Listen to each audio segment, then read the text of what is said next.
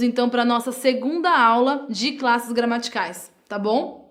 Vamos começar. Verbo. Os verbos são palavras que indicam principalmente uma ação. Ele pode indicar também uma ocorrência, né, um estado ou um fenômeno. Por exemplo, na frase, eu vi um menino. O verbo é o verbo ver, certo? Que inclusive é um verbo da segunda desinência verbal que termina com ER, tá bom? Então, os verbos podem ser flexionados em número, né? Singular ou plural. Por exemplo, eu vi, eles viram, tá no singular e no plural. Pessoa, primeira, segunda ou terceira pessoa, né, do discurso, seja também do singular ou do plural, e o modo desse verbo, se ele está no indicativo, se ele está no subjuntivo, se ele está no imperativo, por exemplo, porque o modo vai indicar a intenção desse falante no discurso para esse leitor, para o interlocutor dele, né? E o tempo também do verbo, o tempo verbal, né? Esse tema tão cabuloso, um tema que parece tão difícil, parece que a gente não sabe, mas a gente usa o verbo o tempo inteiro, os verbos, em diversos tempos, passado, presente e futuro, né? E o verbo também tem aspecto incoativo, o cursivo e o conclusivo, vai depender sempre da intenção que esse falante ou que esse interlocutor vai ter. E também o verbo vai indicar a voz desse discurso, se é a voz ativa, se é a voz passiva ou reflexiva, que é aquela que se refere a ele mesmo, tá bom? São as vozes verbais essas.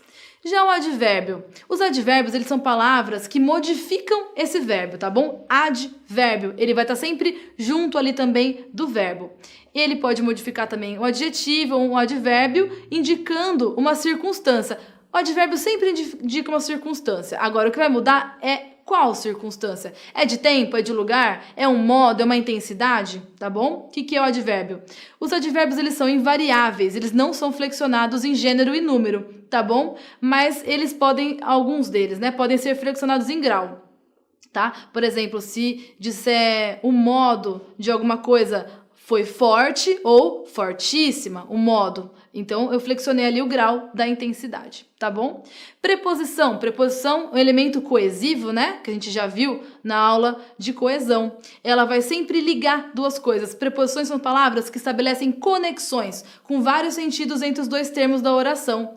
Através das preposições, o segundo termo, é o termo consequente, vai explicar o sentido do primeiro termo, tá? Que é o termo antecedente numa frase. Então, termo antecedente, o que vem depois é o termo consequente. E a preposição liga esses dois termos, tá bom? E ela não é flexionada nem em gênero e nem em número.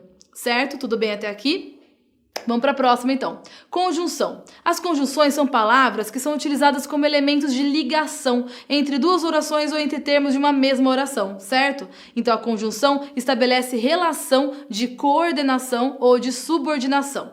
O que é coordenar ou subordinar? Coordenar, você vai ligar diretamente uma oração a que vem seguinte. A subordinação, você vai fazer com que o sentido dessa segunda frase vai ter que ser diretamente relacionado ao conteúdo anterior. Já na coordenada, não. As coordenadas são orações independentes, mas isso é tema para outra aula, só para falar rapidamente sobre isso. Então, são invariáveis, não sendo flexionadas em gênero e número e é isso, essa parte até aqui, porque senão eu vou aprofundar muito e essa parte melhor a gente ver em outra aula, tá? Coordenação e subordinação. Interjeição.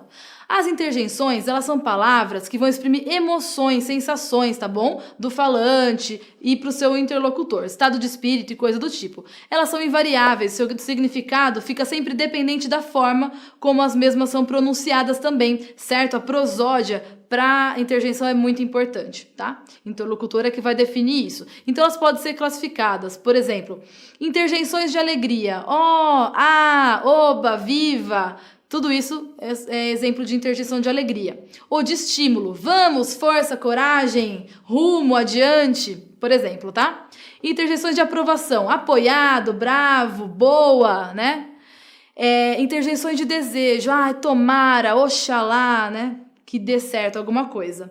Já interjeições de dor. Ai, ui, então, coisas do tipo. Todo mundo conhece.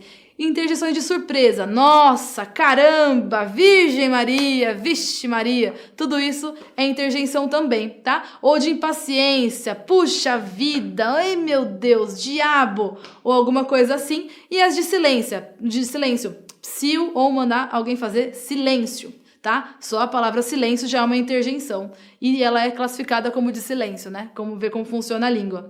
Então é isso, ficamos por aqui nesse tema. Obrigada e até a próxima aula.